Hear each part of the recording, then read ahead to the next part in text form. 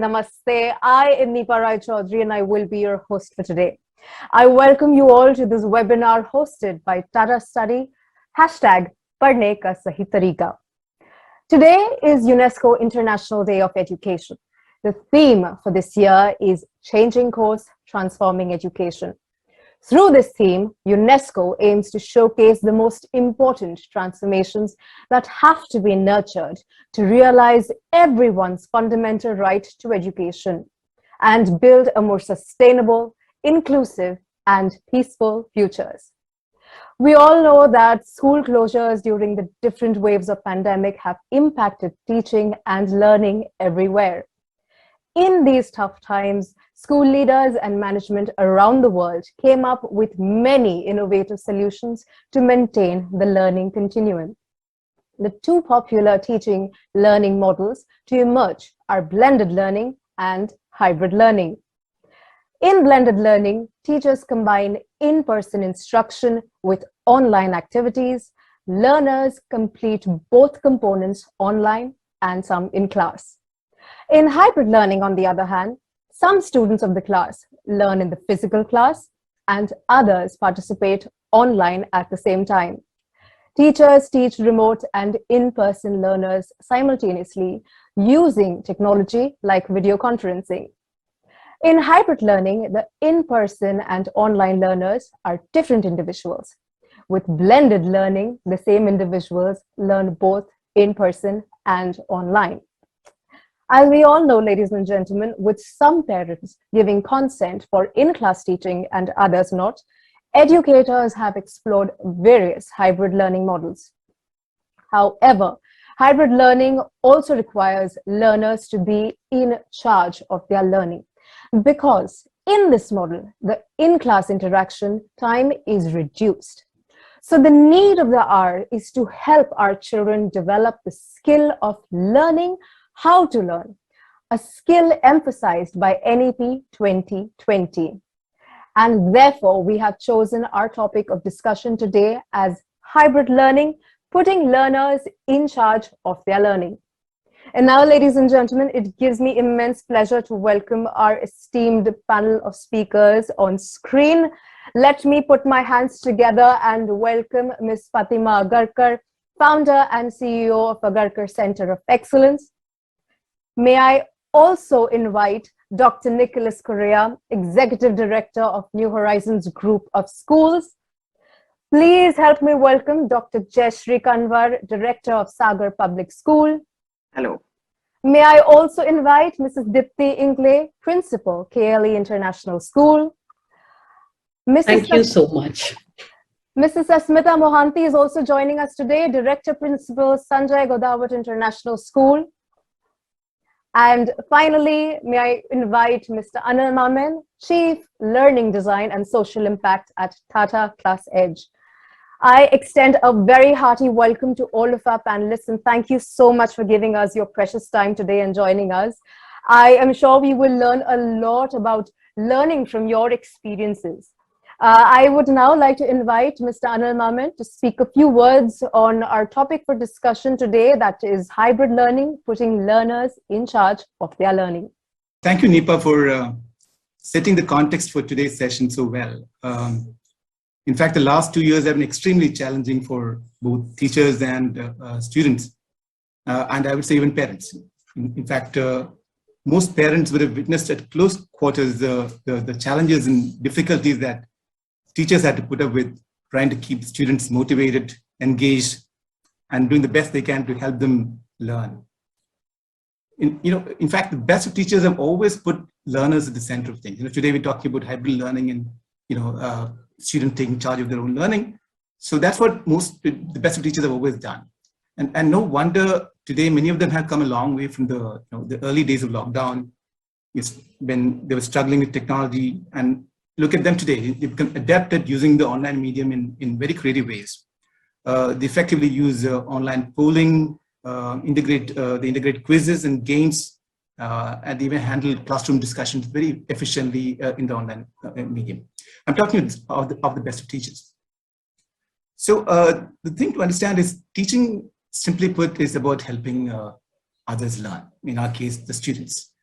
So, and there are three critical aspects to it. Of course, there are, teaching has many different dimensions, but let me just talk about three critical aspects. On the one hand, teaching is about the subject in question. So physics, chemistry, social sciences, whatever that you're teaching. The what is the what of learning, right? And in our field, we call it what we call the curriculum. So that's what educationists refer to it. On the other, it's about how to teach, given the subject and what the students need to grasp. And this is what we call pedagogy. So how do I make my class engaging and meaningful to my students? And that's not easy at all. Finally, it's about guiding students on how to learn. In other words, learning how to learn. And this is an aspect that our new national education policy talks about it too. I mean, learning how to learn. I mean, there's a technical term for it. It's called metacognition. Ultimately, it's about making students independent learners. I'll come back to the last bit a little later in the session. The what and how of teaching is something that happens in the classroom, right? Be it online or offline. So it doesn't matter if it's a physical classroom or if it's a blended model with the topic in question today. The fact is, even if you're using an effective blend of both mediums, what is a classroom, whether it's offline or online, what does a classroom have that learning on one's own doesn't have? Of course, it's other students. It's other students and the presence of a teacher, right? So fundamentally, a school is a social environment. That's the most important thing that we have to grasp. And a classroom is not a place just to transfer information. It's about getting students to interact, ask questions, express their understanding. At the end of it all, it's about meaningful activities and meaningful conversations. In fact, that's where I would think the whole online learning experience didn't really work in the initial days of lockdown. If you use the online medium only as a means to teach content, students are likely to be mentally locked out. That's where the hybrid model works better. Let's take a simple example. Teachers could ask students to watch a short video and say the structure of an eye before the class begins. So it could be an assignment for the day before I'm supposed to teach that in the classroom. Now that you come to the classroom and then discuss the details in the classroom. So what I'm saying is the more students get to express themselves, you make your classes more engaging and memorable.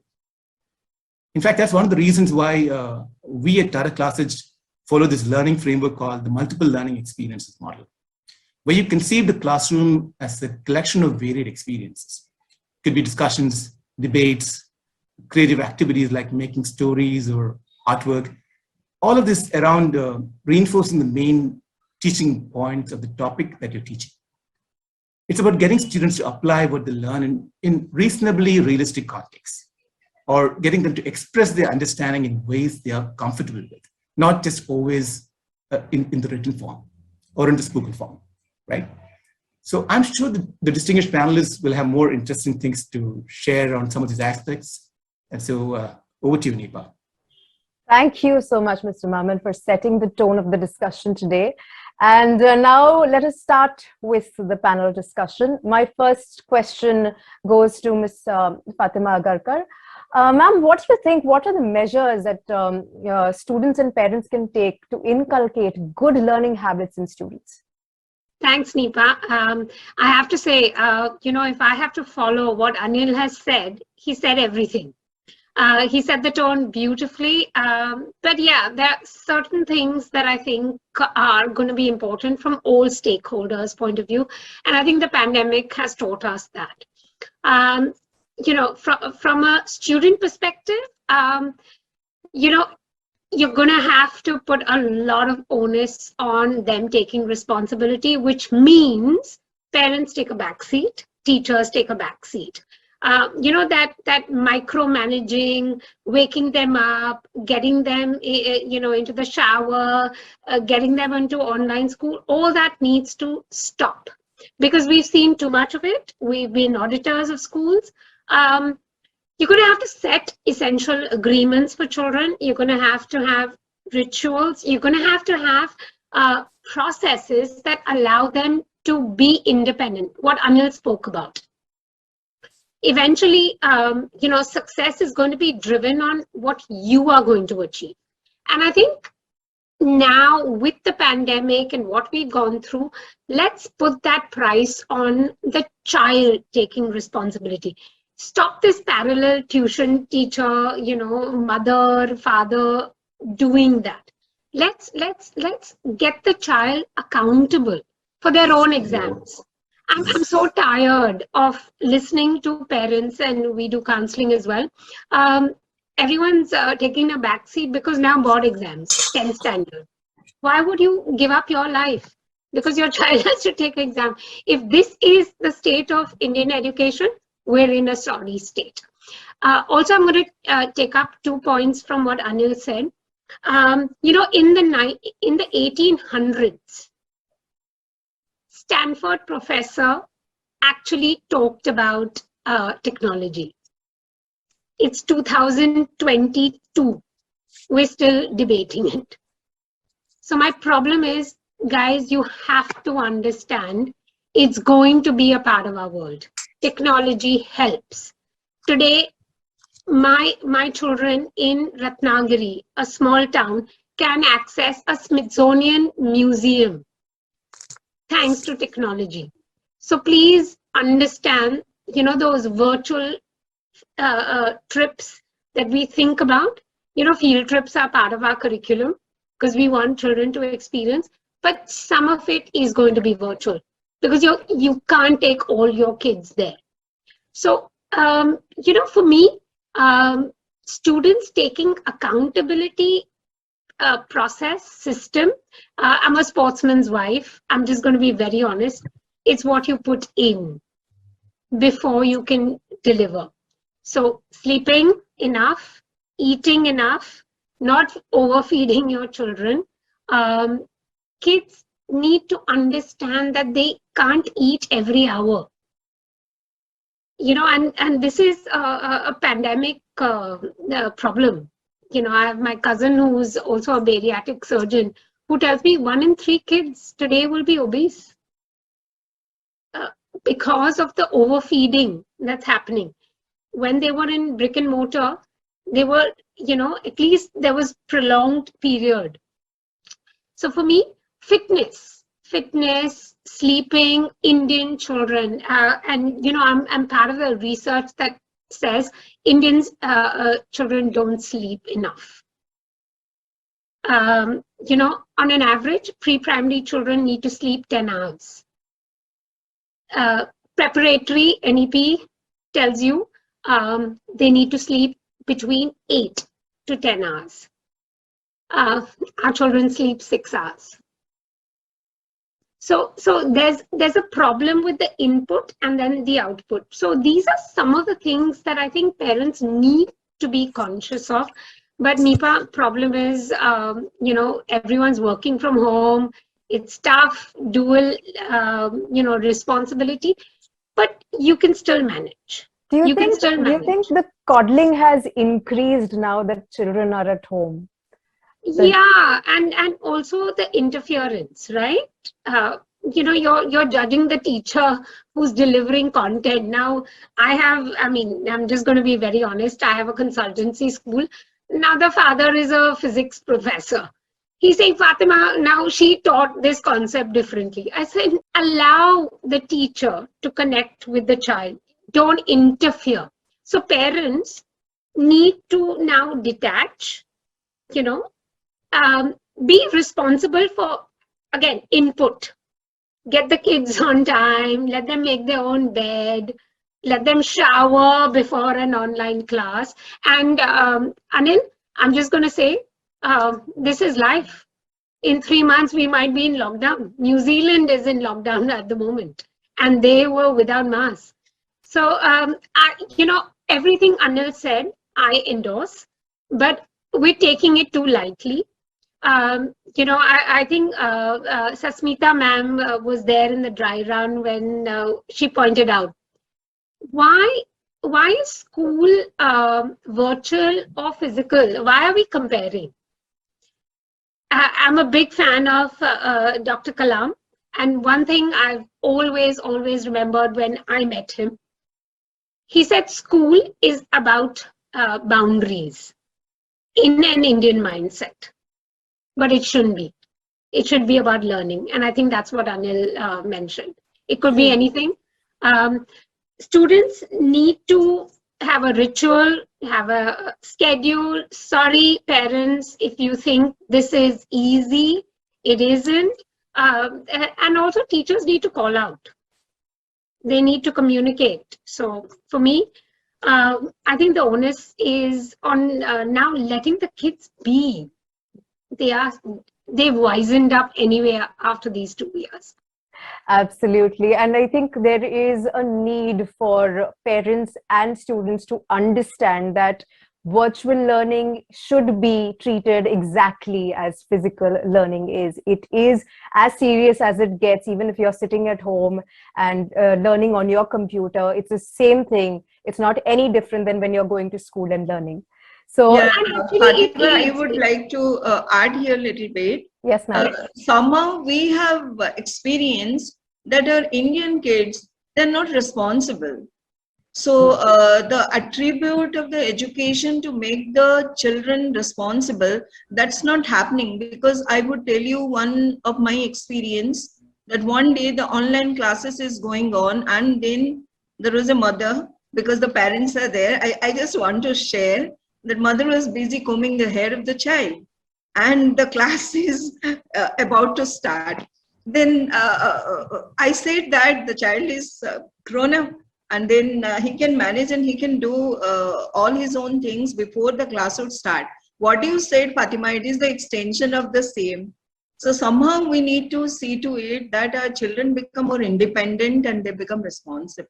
But Sasmita ma'am, you know, one thing I have to say, it's Indian parents. We have this need to hold them back because we feel, you know, they're connected to us. So Nipa, sorry, we've taken over your conversation. Not a problem, ma'am. These insights are extremely Fatima, important. you were talking about lockdown in New Zealand and it may happen anytime in India. I would just like to assure you that lockdown could not lock education in any way. Absolutely. I think that's been happening throughout and it's going to happen. That deserves That's very well said, applause. ma'am. Absolutely, ma'am. Well, thank you for sharing your insights on this question.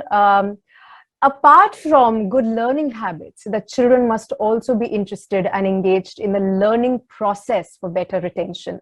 So now my question goes out to Dr. Nicholas Correa.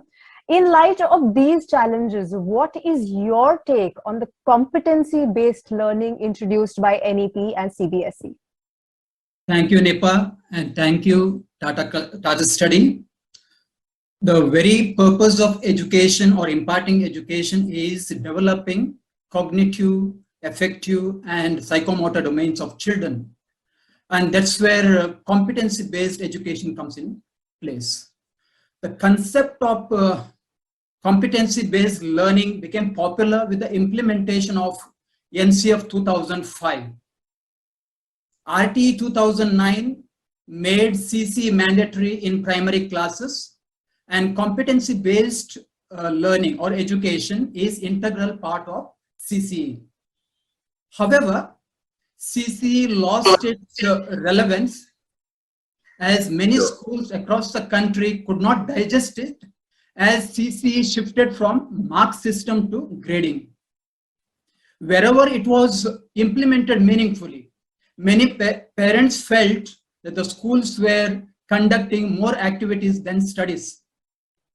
With the introduction of National Education Policy 2020, the competency-based learning has resurrected again.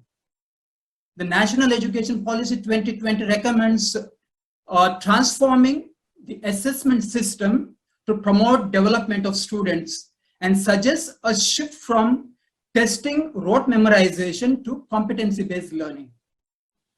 Competency-based learning is an outcome-based approach to ensure proficiency in learning through demonstration of knowledge, skills, values, attitudes required for dealing with real-life situations.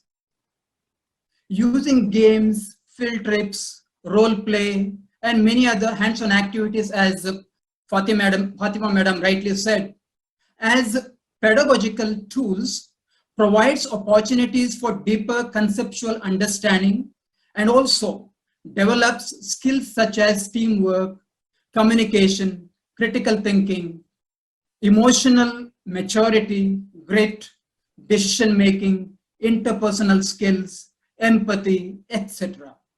It makes learning fun and meaningful. CBSE has created various manuals for promoting competency-based education in its affiliated schools. Some of these manuals are like Joyful Learning, 21st Century Skills, Teacher Energized Resource Manual for Mathematics and Science, Art Integration, Experiential Learning, School Quality Assessment and Assurance, etc. CBSE has created 4 special modules on competency-based education, each module consisting of 4 hours of dynamic training for teachers. Those modules are also available on Diksha platform, which every teacher can view freely. NCERT has also developed learning outcomes in all the curriculum areas class-wise, linking with the curricular expectations and pedagogical processes, which is followed in CBSE schools. Competency-based teaching works to empower students. It places the learner at the center and actively engages them in the learning process.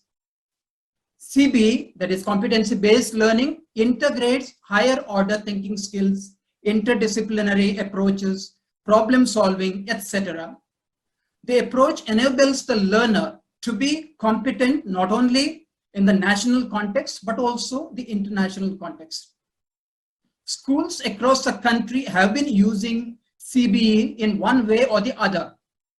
However, it has remained just as the icing on the cake.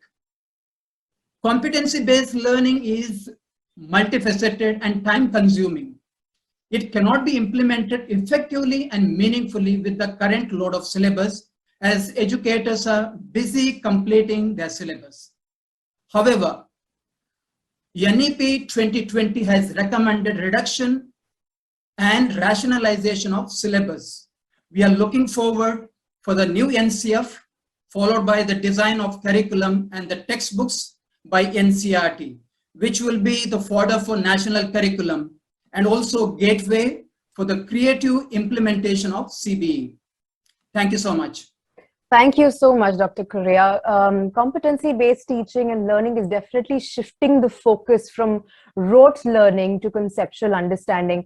I wanted to ask you, do you think conceptual understanding, the conceptual competency-based teaching and learning is changing the conversation from the importance given on marks, particularly?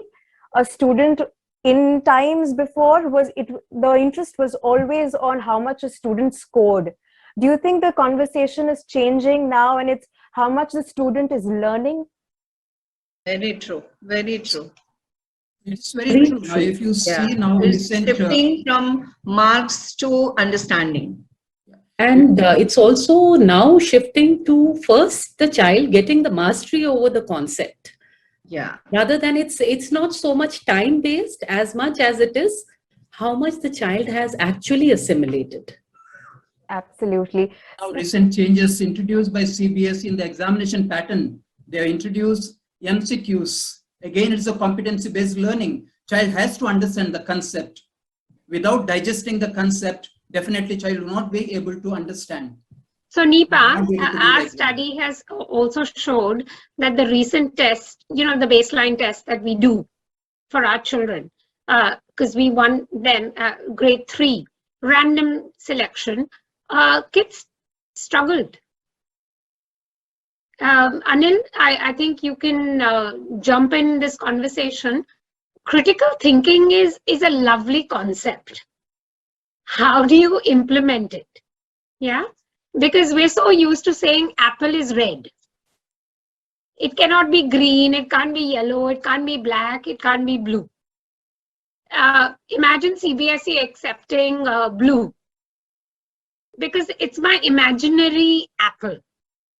Very true. So, I think we're there. In terms of understanding. I don't know how many schools will go back pre-pandemic. I hope they don't. Absolutely. Just speaking about myself, when I was in school, I used to struggle with math as a subject a lot. The most important thing, Me too. the most important thing for me was I need to pass. I need to focus on my marks. But now that I see children today, they focus more on understanding the subjects. And that is, I think, such a, every cloud has a silver lining. So the pandemic has brought a change, a beautiful change, where I see students more acceptable and more understanding on what they are learning. So I think that's pretty great. My next question goes to Mrs. Dipti Ingle. Ma'am, what have been some of the critical challenges students face since teaching moved online? Nipa, never before in the history of humanity has there been such a social vacuum for children. Ever since classes have moved to the virtual mode, suddenly the entire social dynamics has just gone up into the air. There is no peer interaction. The whole interpersonal dynamics in a classroom is just zilch now. So that is by itself very, very distracting for children. This has led to feelings of isolation, definitely, monotony, because there is nothing new happening. All the time through the day, the child is just staring at the screen. And how much can they listen? The teachers may try and do their best, but finally they are children, and how much attention span can children have, really? It's also led to lack of motivation, definitely led to a lot of lack of motivation. In fact, we ourselves conducted some sample studies in our school last session. And the trend we saw was that with the onset of pandemic, we saw that children started coping better at linguistics. However, with math and physics or abstract concepts, we saw a dip in the assessment. So that was something that we noticed. Apart from that, now I'm happy to represent a group of schools which are spread all over Karnataka and Maharashtra as well, and of course other places. And I could really share with all of you the reality what children face. There are so many schools which are located in the rural area. We are talking about children who are from elite homes. They have laptops. In some of our schools, there are children, there may be 4 siblings, but there is only one mobile device.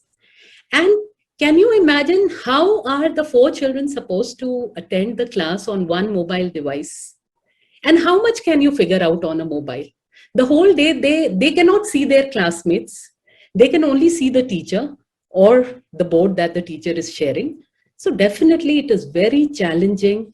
And to keep on expecting that children will do well or they should be able to cope on their own, it sounds good, but on practical ground, we've seen the difficulties which children face.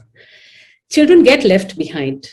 It's not easy for every child to, own up and say, okay, ma'am, I can't understand in a class of 40 maybe. And because they have their own self-esteem issues as well. They are not going to tell you they haven't understood. So they do get left behind. And with the best efforts that the teacher might put in, she will not be able to monitor what each child is doing in her online class. Now, apart from that, there are so many distractions. There are so many distractions when nobody is watching you physically. And finally, they are children, right? How much do you expect out of them? And in the pandemic, what we have observed is parents are always very worried. Their biorhythms are completely disturbed. They don't sleep at night. They wake up late. They are absolutely out of time, out of pace with everything. There are children who will wake up right before the class, or probably they just log into the class and they sleep off back. And somehow during this time also, what we have also observed in, because we are a big group of schools, so our sample sizes are also quite big. Definitely we see that there are mental health problems which are beginning to erupt now in children. And we see signs of depression. There are a lot of cases where children are trying to harm themselves. There is rise in aggression in children. And rise in aggression because they are at a loss. They are not able to meet their friends. All the classes they went for, all their hobby classes, everything is just online, and it's the same format which their classes also use. So it's very difficult for them to cope. Eating habits have changed. Children are not able to, they've become very unhealthy in their eating habits. A lot of junk they eat. Everyone seems to be putting on weight. There is so much pressure on them from schools, from their parents, that they need to study. But then how practical is it for maybe a 13, 14-year-old to sit alone the whole day and stare at the screen? So these are my little thoughts on the problems that children are facing. Absolutely. I think isolation is something that everyone struggles with, be it an adult or a child. And even though we want it to be a perfect virtual world, it's not yet. We still have a long way to go to reach that. So thank you so much, ma'am, for sharing your insights with us. You know, there are indeed significant challenges being faced by school students. So my next question goes to Dr. Jayashree Kanwar.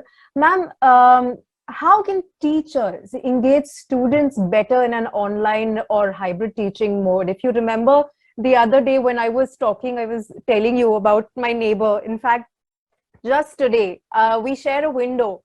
So I can practically hear her from every morning from 10 to 12, scream on top of her voice. She's telling all the students to sit properly, to not eat, to not sleep. How is it that teachers can be engaging in this time? Wonderful discussion on a future of education on the International Day of Education.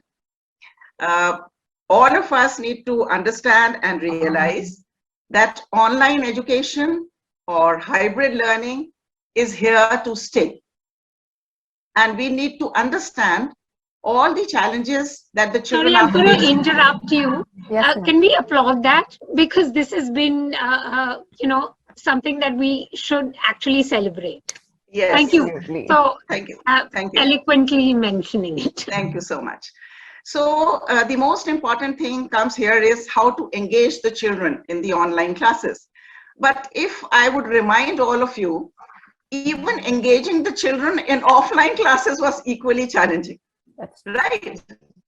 Now it has become more challenging because of the social, the emotional, the psychological, and the academic challenges the children have started facing due to pandemic. But virtual or offline, we need to engage the children all the time in the classroom. I think the first thing that the teachers need to do is to build rapport with them. Now, when you build a rapport with the children, you put on your video is on, you know their names, you enter the class with a smile, you sort of have a very pleasant tone, and on top of that, you are very enthusiastic to conduct the class. All of us know that enthusiasm is contagious. So if the teacher is enthusiastic, the students are going to be enthusiastic. That is the first thing that needs to be taken care of. The second is to engage the children, you need to plan very well, right? If you are supposed to show a video, if you want to conduct an activity, if you want to show some Tata class edge content, or you have to share some links, you must ensure that everything is ready with you. And then you conduct a class in an impeccable way. Children will also know that teacher means business. She's ready, and we'd rather pay attention to what she's about to tell us. Now, on top of that, we have so many online tools and devices these days, right? All of you must be using them also. So those tools, whether it is a mind map or it is a Mentimeter or it is a Padlet or spin the wheel, and so many of them, Prezi and World War Wall and Quizzes. If you will use these devices, these online tools in your classrooms, children will definitely get interested in all of them. And they are going to pay attention in class and they will be totally engaged in your classroom. Also, you don't forget to use elements of games. All of us know how children love gaming online. So if we have, certain puzzles for them, or, if we create some kind of competitions for them during the class, if we take them for a virtual trip, field trip, what fun it is going to be for children. And of course, for this, teachers need to be action oriented and very, very creative. That is for sure. Then we should organize discussions. We should have some discussions on current affairs. There are so many topics. If you talk about social science, and if you talk about science, even for that matter, English, hundreds of topics are there which are, which can be discussed in the classroom. Discuss them, give them assignments in which, they have to do some kind of analysis, or they have to, do some kind of reasoning. They have to collect data. This will keep them busy at home, and it will also develop a healthy self-study habit at home. Never forget that the students need to be appreciated all the time. They need to be encouraged. They need to be appreciated. Another wonderful thing which is tried and tested, we practically do it in our school, is flipped classroom. See, when you shift the onus of conducting a class on a student, he feels that, he can showcase his potential. This is the time when I can showcase my potential. This part of syllabus, teacher has asked me to conduct. I'm going to be the teacher.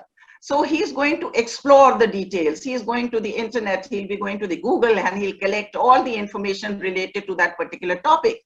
And he will come and present it in the class. Imagine the confidence building of that child when he comes and conducts the class as a teacher. And all the other students also, the peer group also is going to contribute.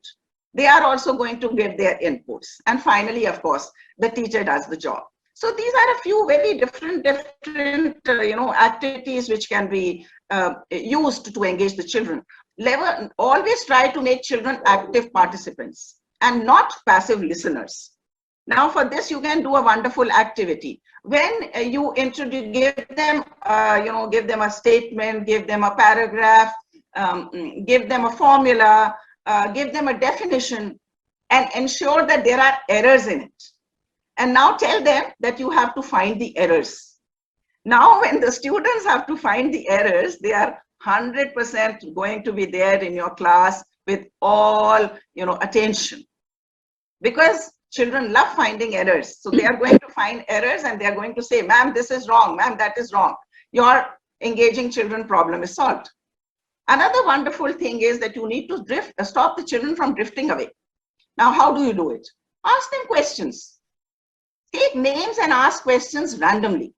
All of them will be attentive. Maybe teacher asks us and pose a variety of questions to them by name. And then, once you get a correct answer, appreciate them, motivate them. Then ask some of their peer group that, okay, now this is the correct answer. Tell us, how can you relate this to life? How can you apply this concept in life? And that is going to be learning for life. So this is also going to break the monotony of the class, right? We always make it a point that we leave the classroom with a challenging question for the children. Always leave a challenging, open-ended question for the children. And I can promise you, they will come with so much energy and enthusiasm in your next class. Why? Because they have done their homework, the thought process had begun, they have got the right answer, and they definitely want to share it with their peer. And all of them are going to do, because it's going to be one-upmanship on the others, right? So that is how you will be engaging your children in a very, very fruitful way. Also, show that you care. Show that you have a genuine concern for the students. And how can you do that? You are having your regular classes throughout the day. For the gifted children, those who are high achievers, tell them that we are going to have an enrichment class in the afternoon or in the evening once a week after school hours. Pose some HOTS to them, some high order thinking skill questions to them. Discuss things. These children would become, your followers for a lifetime. At the same time, if you have some low achievers in your class, some children who are slow, tell them that after school hours, we'll meet for half an hour once a week for remediation. You need help. Probably, bring your queries, bring your problems, the concepts which you have not understood too well. Bring them to class and we are going to discuss, and I will ensure that you know everything. Now that child will be eternally grateful to you. So my dear friends, it is very, very important that all these things are done in class with students. Now, one more thing we can do is we can call up the parents and appreciate the students. It is very important. All the time when the phone rings for the parents, they presume that there is some complaint, the teacher is going to reprimand the child and she's going to tell me he's not attending or this and that. But once in a while, call up the parent to appreciate the child. Tell them, it's wonderful. Your child attends class regularly. He interacts in the class. He participates in the class. He's submitting all his work on time. And when the parents are going to share this with the child, that your teacher called up to appreciate you, she was congratulating you, the kind of the heavenly feeling, he will be super happy. And when he comes to the class next time, there would be no reason why the teacher has to worry about whether he's engaged in the classroom or not. So, building an emotional bonding with the children, developing a faith in the teacher is what we need to do. And of course, teachers have been the frontline warriors. They have done a wonderful a huge job. round of applause for that statement. They have done a wonderful job. I salute them. And I actually feel that maybe, this virtual classes and this online classes were actually imposed upon us. But now all the teachers are doing a wonderful job of it. Thank you so much. Have a wonderful day. Absolutely. Thank you so much, Dr. Kanwar, for sharing your valuable strategies for student engagement. This just reminds me of when I was in school and how I used to, relate to different teachers. If there was someone who just droned on, I was a backbencher and I would sit and scribble behind. But if there was someone who would ask random people questions, random students, I would, sit with complete attention so that I know my answer when if at all I am called. So these are truly ways that even now, even if we have shifted to the virtual medium, a teacher can connect with the student and keep them engaged. So thank you so much. Please don't say even if we have. This is our reality. Absolutely. This is our reality. This is our reality, and please don't take away from it. Because I think there's been amazing amount of information that we've gathered because of differentiation, personalization. We've got a lot of intel thanks to technology, which, by the way, we discussed in education conclaves 20 years ago, but we didn't implement. So, you know what? I'm very pro technology because it's given us as educators insight about children that we didn't have. Anil? All of us are. In fact, the other way of saying it is that we don't have a choice. And we need to understand, learn, I'm not using it apply as we don't have a choice. This was always a choice. We didn't exercise it. So I have a different. Now we don't have. Very well said, Dr. Jayashree. And thank you for highlighting the role of the teachers. I think it also brings to mind the same anecdote about a child sinking somewhere and a man rushing and swimming and saving the child. And finally, when he comes out, he asks, who pushed me into the water? I think all of us also, to an extent, have been like that. Teachers have just taken it head on and, They've Yes, really yes. upskilled during the pandemic and tried to help children. Very good. Absolutely. And once again, a huge round of Thank you. applause for all Yes, of our incredible you're speaking teachers. about Thank you. you're speaking about backbenchers. I think they are the best problem solvers. I think during this pandemic, we have found they are the ones who are helping teachers in upskilling in technology. I agree with you. Very true. Thank you. Very Thank I would you, like to Dr. take that Nikhil. as a compliment, sir. That's Thank you right, so that's much. So I was a backbencher as well. Well, great. Okay. That Thank just you, makes me Dr. feel so Nicholas. much Thank better. you. Brilliant point. Absolutely. My next question goes to Mrs. Sasmita Mohanty. Ma'am, I request you to suggest some best practices to implement hybrid learning in schools.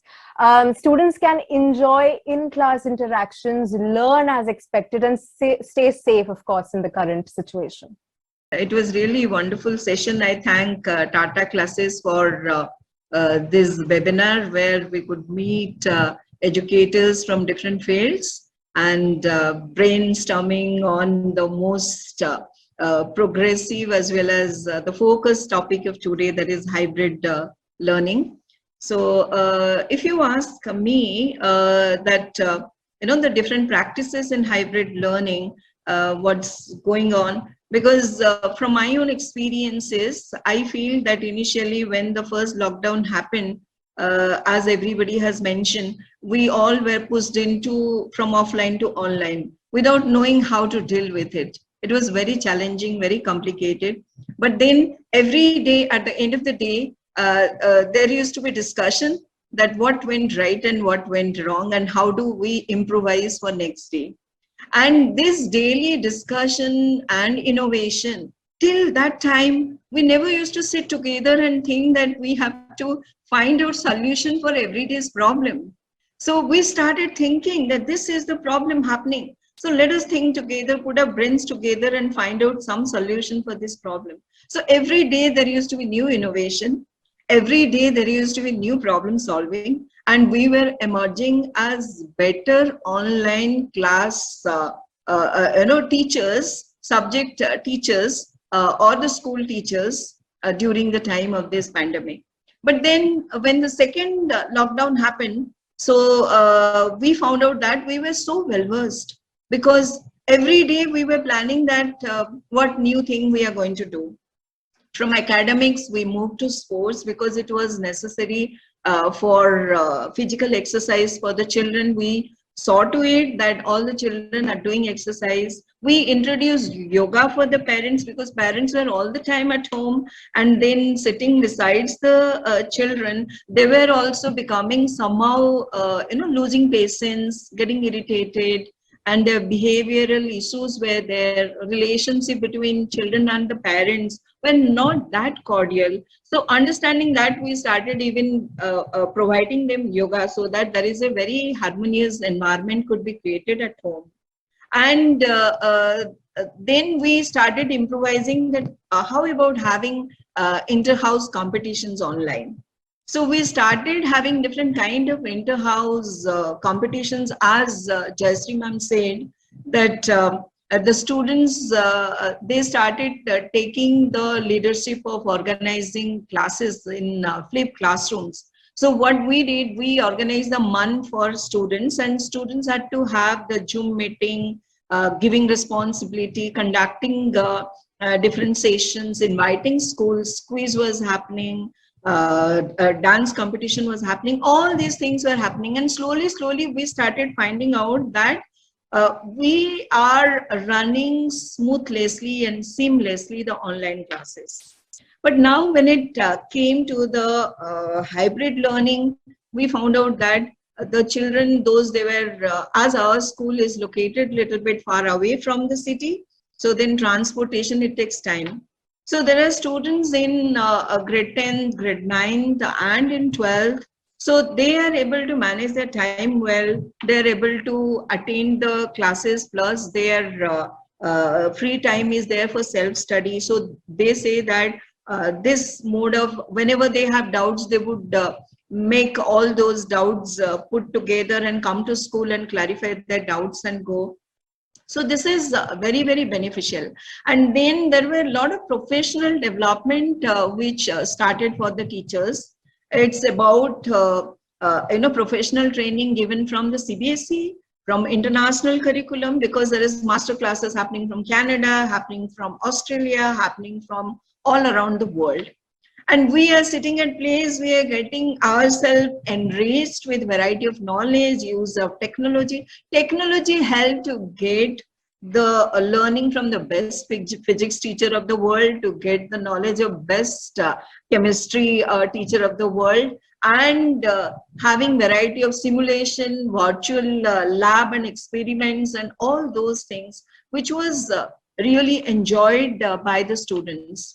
We organized science exhibition. We got the judges from, one judge from Canada, one judge from America, and they were there to interact with students and to judge the projects of the students. What could be more, beneficial than this, having directly scientist interaction with the kids and question answer session with them.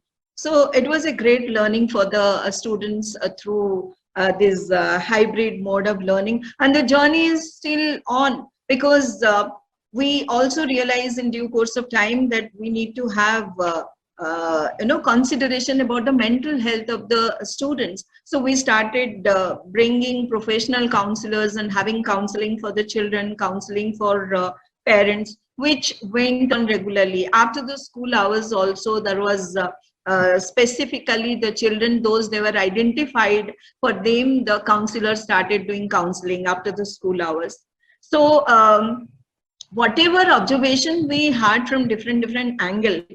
Similarly, how to conduct assessment now, because during the assessment we found out that there are shortcomings. So then we tried different kind of methods, platforms. Then we tried with the this exam.net. And then after trying that, we found out that it was a little bit difficult for the teachers to get adopted, but then slowly teachers also got adopted. Then the assessment also seamlessly were conducted, which was biggest challenge. So this innovation, experimentation, exploration, these became the daily routine, which had never happened in the traditional classroom earlier. So traditional classroom have their own importance and their own merits and demerits. And this pedagogical improvement, what is done, the evolving of the pedagogy, time to time as per the requirement, it was not there earlier. We had a set system that you have to continue with that. But when we moved to online, then we developed our own pedagogy depending on the requirement. And this was much more interesting and beneficial for the students. And there was a great learning happened from the students through this new methods and all.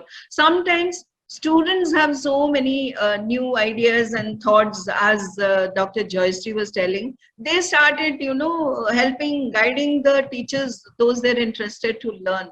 So we became partner in the process of learning, co-learner. And this co-learner is also, the ego which was there earlier, that how can a teacher learn from a student? Yeah. So it became, partner learning from each other, respecting each other. That was a great change which happened during the time of this, now at present, this hybrid learning system. Then there are variety of other, like Joystree ma'am mentioned that quizzes were there, graphics were there, animation was there. So these are the different things which are, simulation is there. So teachers kept on trying new methods, because they wanted that the children, they have a short span of concentration and they get bored easily. So teachers, sorry to interrupt, yes, but this was always there. We just never exercised it as teachers. Very true, very true. So, I'm just going to say that we waited for a pandemic to tell us that gamification is a learning.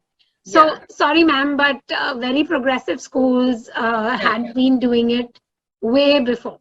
And you and I have been in conferences. Fatima ma'am, we had the e-content which was available in the smart board. Yeah, so facility, when people all tell those me things. Padlet and all of that, I was like, we used this 10 years ago.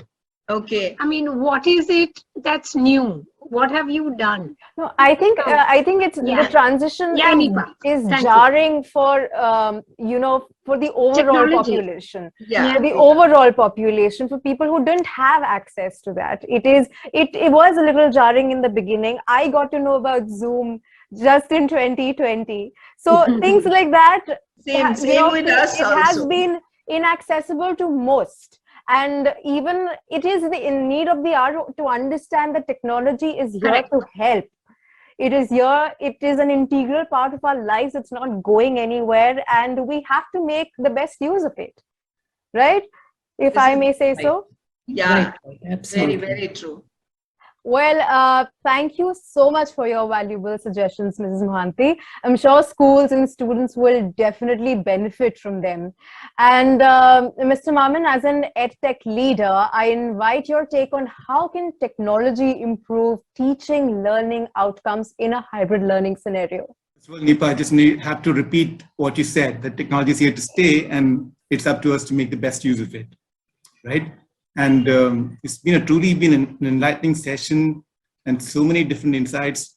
Fatima ma'am actually covered, she made my work much easier. She talked a lot about independent learning, the importance of being methodical, disciplined, getting the right amount of sleep, and so on. And Dr. Korea talked about this shift from this rote memory-based learning to competency-based learning, which makes it more challenging for the students, but that's the right amount of challenge that we need to give them, and there's a way to go about doing that.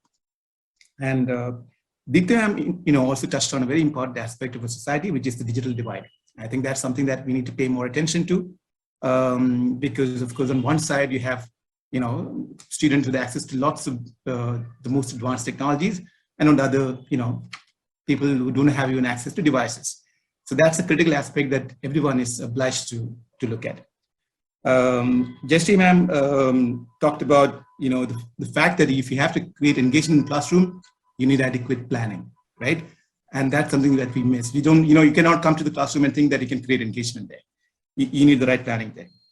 And of course, Asmita ma'am talked about important things like gamification, the importance of, to be physically fit, things like yoga and classroom, and also even cultural competitions. They're all things that we've forgotten to a great extent during the lockdown, right? And it's refreshing to hear that all these things have been tried and experimented in different schools.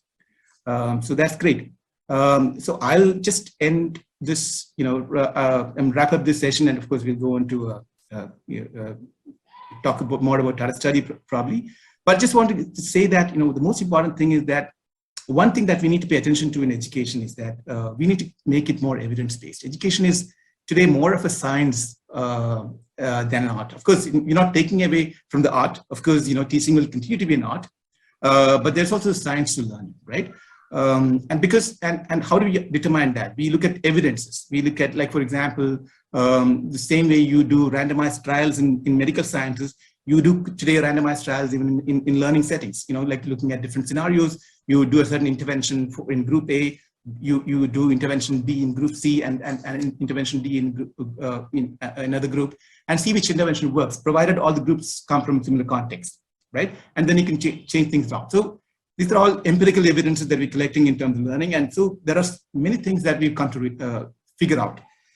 For example, we know that if students have to learn, if you have to push the onus of learning back to students, the most important aspect of that is that they need to plan for it. So, for example, if I have an exam coming up, let's say 2 months from now, and I have 3 chapters of science, 2 chapters in English, and maybe 4 chapters in social sciences, I need to have a proper plan in place to ensure that I meet my deadlines before the exam, right? So planning is a critical aspect, and without planning, you won't be able to master your learning. That's number one. Second, obviously, is that most times what students forget is that I'm talking of different, regardless of which medium that we use, okay, whether it's be it technology or offline. But always, and of course, the consensus is that we have to use the blend of both mediums, right? So you need to get the big picture. So if you're learning, let's say photosynthesis, for example, before getting into the technical definitions of photosynthesis, what is the big idea in photosynthesis? It's about making food. So you can start with the metaphor of making food at home, for example, and connect it to that and say it's about plants making food with the help of sunlight, for example. And then, you get into the details. I mean, otherwise for a class 5 student, it's all just too many words. Then the second thing is methodical, everyone talks about it. I mean, you need to be disciplined and methodical. So you have to revise consistently. It's not like you revise something today and then you forget about it later. You have to keep it. And revision doesn't mean just reading or viewing videos. Of course, these are important. You need to read your chapters, but you need to also probably look up videos that relate to it. But viewing something once, you may think that you mastered it, but that's not enough. You have to practice. So you have to practice what you learn, and it's not enough that you just practice one, because you see a video or you read a chapter, you attempt your practice session, you may get 10 out of 10. You do the same practice, let's say 3 days later, you get 7 out of 10. You do the same practice, let's say 2 weeks later, you get maybe 5 out of 10. So it's important that you need to space your practice, and that's a critical aspect of what we refer to as the science of learning. This is called spaced repetition or spaced practice. So you have to practice consistently over time to ensure that these things stay in your head. And retention is a critical aspect of learning. I mean, of course, there are also lots of creative things that you need to do as part of learning, but you cannot take away the importance of retention, and that happens with spacing. Another one is about testing yourself. So you have to test yourself constantly, okay? And instead of being tested by someone else. And then you have to monitor your own progress, not in relation to others. Don't be competitive with others. Be competitive with yourself. That way, you're not demotivated. So for example, what happens in competitions is that in competition with multiple students, for example, is that the top students always feel charged when they compete with others, right? Because, they come ahead in the competition. But imagine that for the average learner, competing with others may be okay, but, when you see the grades, you tend to think of yourself as an average student, and that doesn't work too much on your confidence. So if those students, for example, manage to compete with themselves, keep raising the bar every time, for example, you'll see a great change in them. So that these are some of the aspects of learning how to learn. So just wanted to end on that note. Thank you, everyone. Thank you so much for the really positive wisdom. And over to you, Nipa. Thank you so much, Mr. Maman, for your insights and summarizing the entire panel. Technology has definitely been a savior in the current scenario. And so now I would like to open for the Q&A session. We have a couple of questions that we've received from our guests, and I'm going to just throw it to my panel and have any one of you answer them.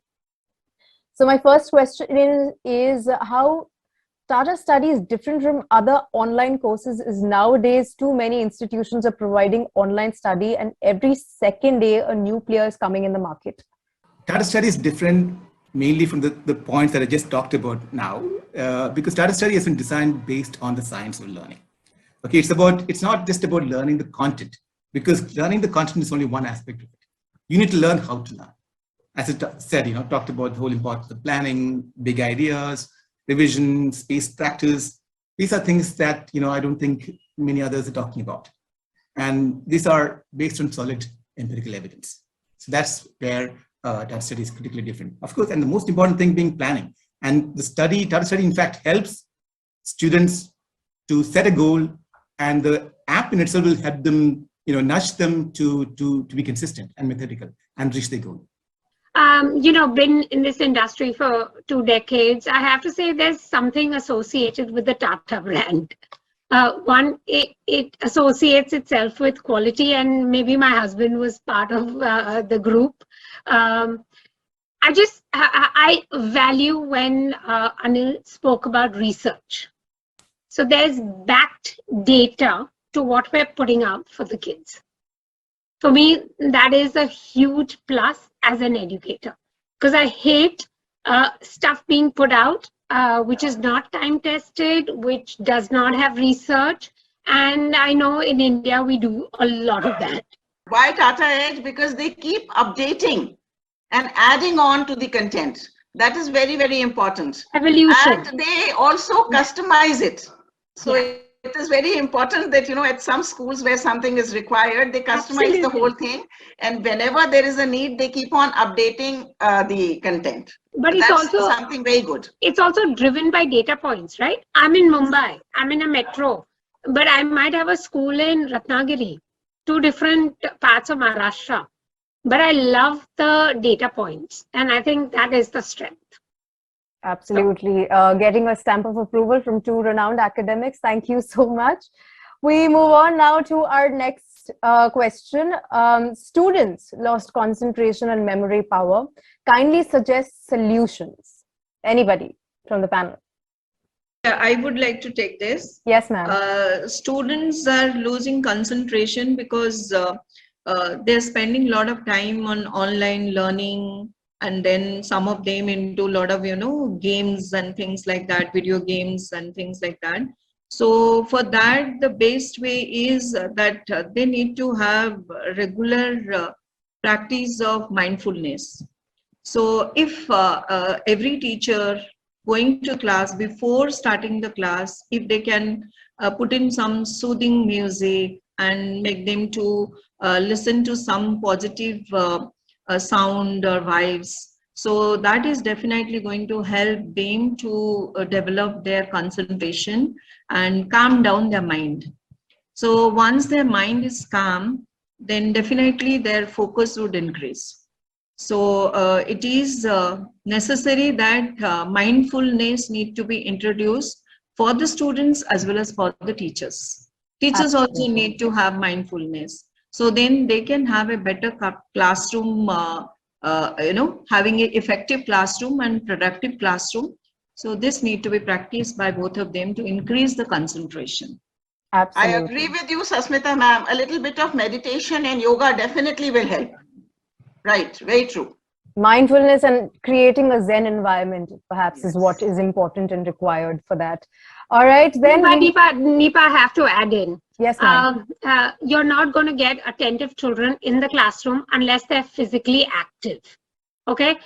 These kids are waking up just before they're logging in.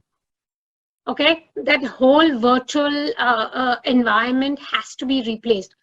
We're going to have to get the kids up. They're going to have to exercise. They're going to have to eat a healthy breakfast, and they're going to have to shower before they can actually log on. If at all they're still in log on, or even in the physical world, they're struggling. Sorry, input. I'm a sportsman's wife. You can't, meditation, all that's fine. You have to sleep. You have to eat healthy. And you have to exercise. Sorry, those are non-negotiables. And I don't think parents understand that. Yeah, here one more thing also is important. The teacher also should be having, a lot of plan to keep the class very engaging.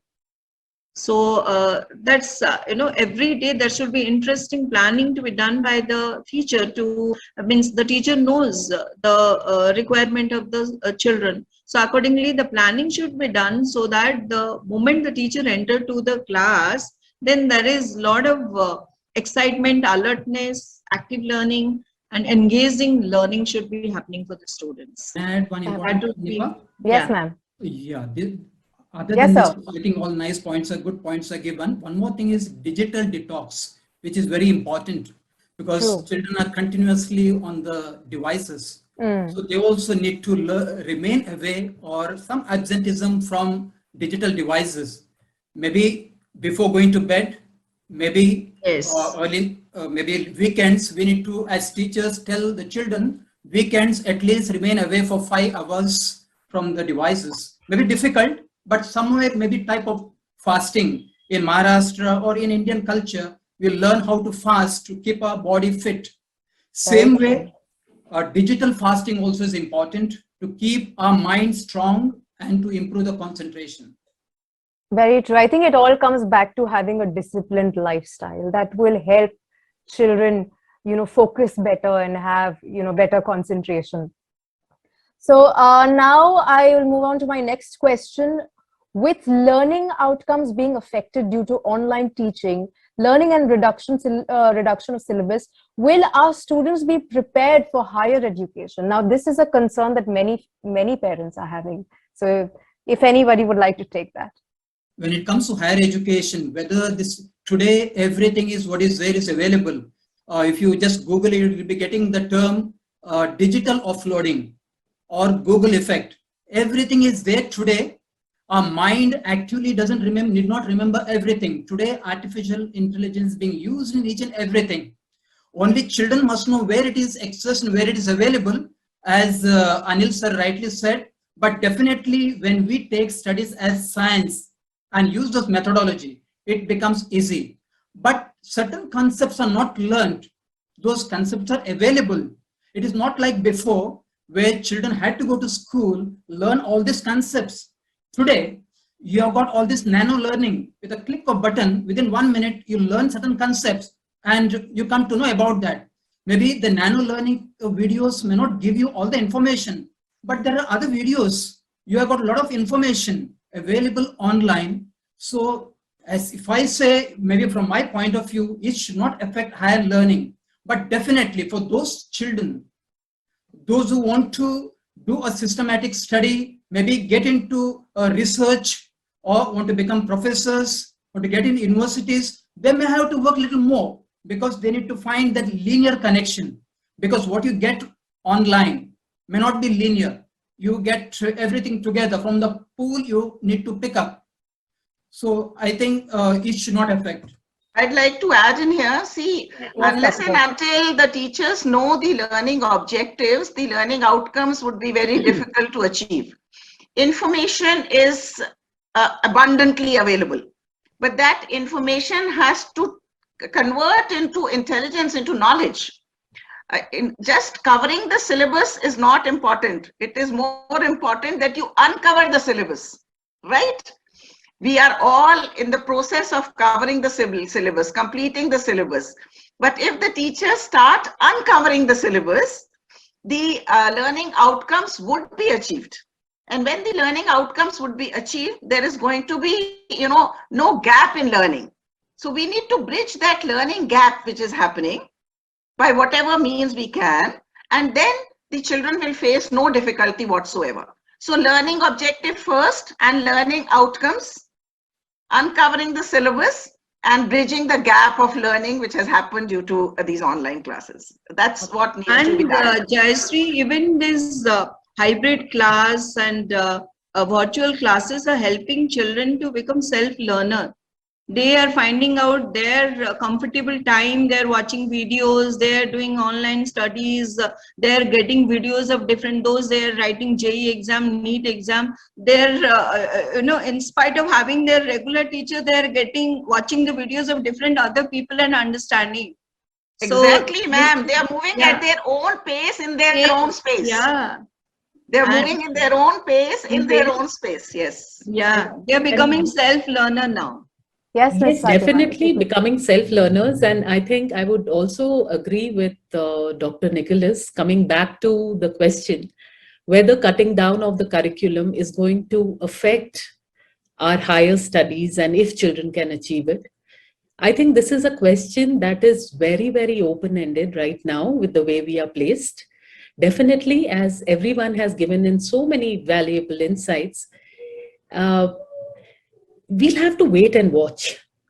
But definitely, like Dr. Nicholas just said, that there is information present on the net. So that's not something we have to worry about anymore.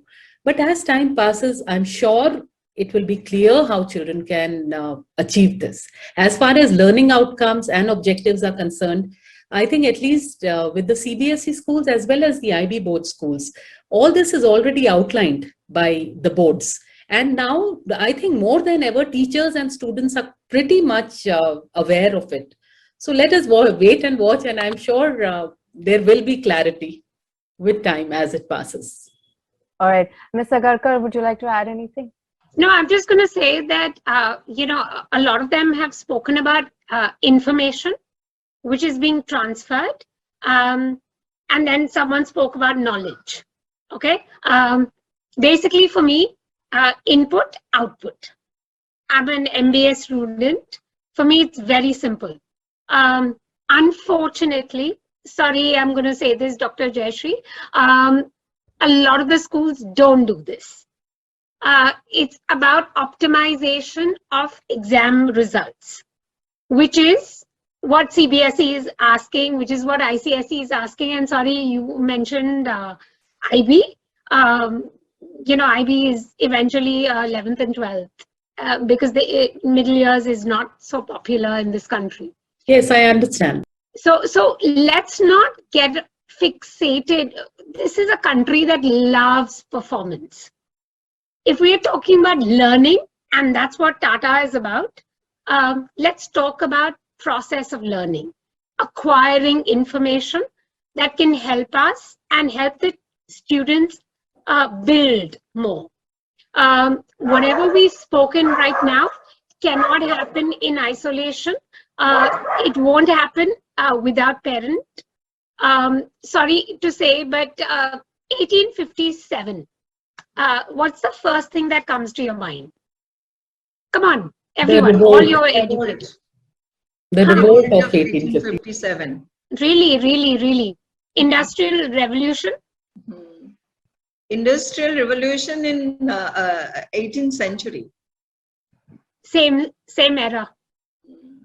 1857 for Indians, I think 1857 is the revolt that is closest to our hearts. But that's my problem. I think we need to move beyond. Yeah. Right?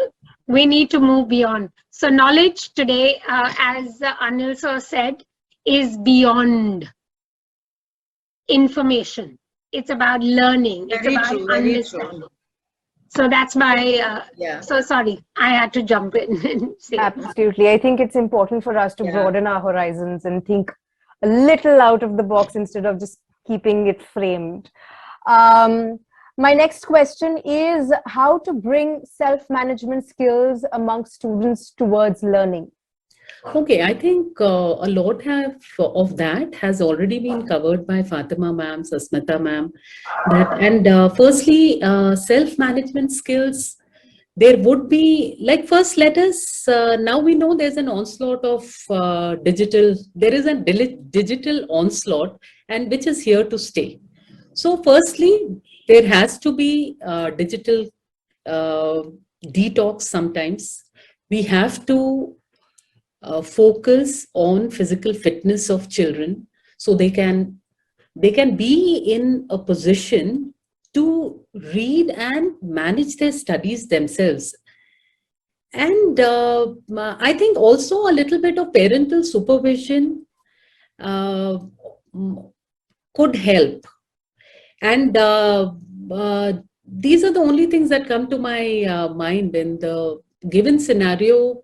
Probably, Can I add 1 or 2 points? Yeah. Yes. Today this pandemic itself is the best way of learning, managing the skills. Children were in one way of managing the things, maybe managed by the parents, the teachers. Now, during this pandemic, children have learned how to manage their studies. They are, even maybe when it comes to academics, they have learned how to apply for various courses, short-term courses like coding, digital literacy, gamification, financial literacy. They are all on their own. They are all attending those free courses, and they are also finding a lot of other information, so managing their skills. And when it comes to home, they are also, most of the times they were in the school or in the coaching classes, and during this pandemic, they have been watching their mother. Mother is the best example of managing, self-management. And they are observing the mother, how mother is doing this work, whether they are helping the mother or not helping, that is secondary, but they're observing. That observation itself is learning. And to be ready for this class, they have to keep their online schooling, the place ready. This need to be kept, all the areas need to be kept ready. Laptop need to be kept ready, or the device, whatever they have, everything need to be managed. There are a lot of self-learning skills they have learned during this period. And other thing is they have to learn how to manage with the sound. There are a lot of things happening during this time. Maybe mother is making some sound in the kitchen. Maybe someone else is ringing the bell. So children have learned to manage, to concentrate despite all these sounds. despite all this disturbance. Well, in the same way, there are a lot of other skills children have learned how to manage on their own. Maybe there would be a lot of other skills, maybe other panelists might be able to throw light on. That's from my side. Yeah, I'd like to add in here, parents and teachers are partners in education, we say, right? So if parents and teachers both take care of two things, one is monitoring and the other is modeling. So if the parents and teachers become role models, and if we do a little bit of monitoring of the children, I'm sure the children are going to pick up all good habits and all self-management tricks from the teachers and from the parents.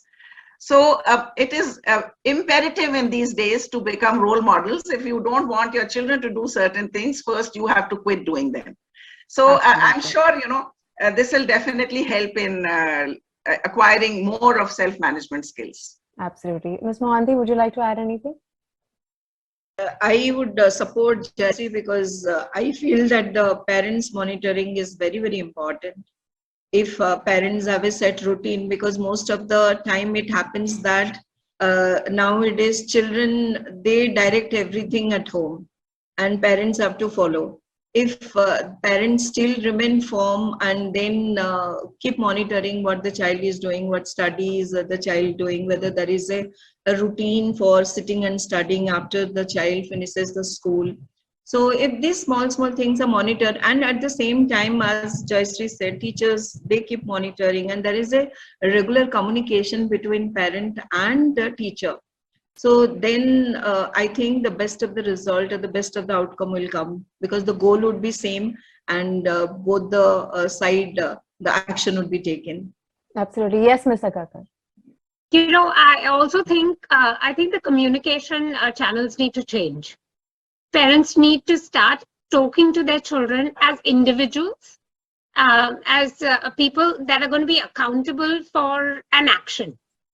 For the longest pre-pandemic, we were micromanaging as parents. Ye homework tha, ye exam tha, ye.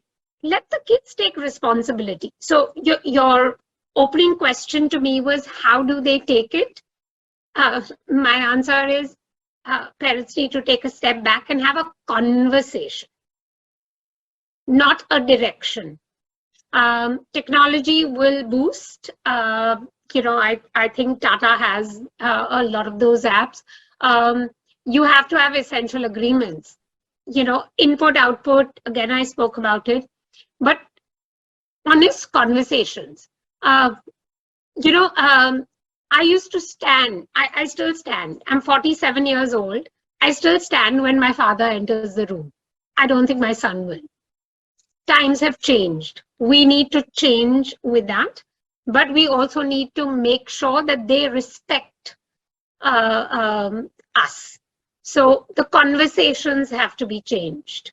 Are parents doing enough of it? Nipa, that's my concern. And I think parental orientation is going to be critical. Something that Tatas can take that forward. Absolutely. Well, with that, we come to the end of the Q&A session. This was indeed such a fruitful discussion about learning in the new normal. I'm sure that students can use some of the tips shared by our panelists to improve their learning and, of course, their performance.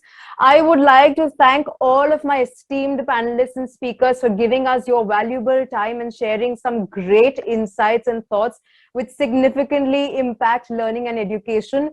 Also, my deepest gratitude and thanks to our audience for participating today and asking insightful questions to make the discussions more meaningful. I truly, truly appreciate all of your presence here today. I wish all the children the best in their studies and upcoming exams. You can also take a closer look at the product mentioned by Mr. Mamen by logging on to www.tatastudy.com.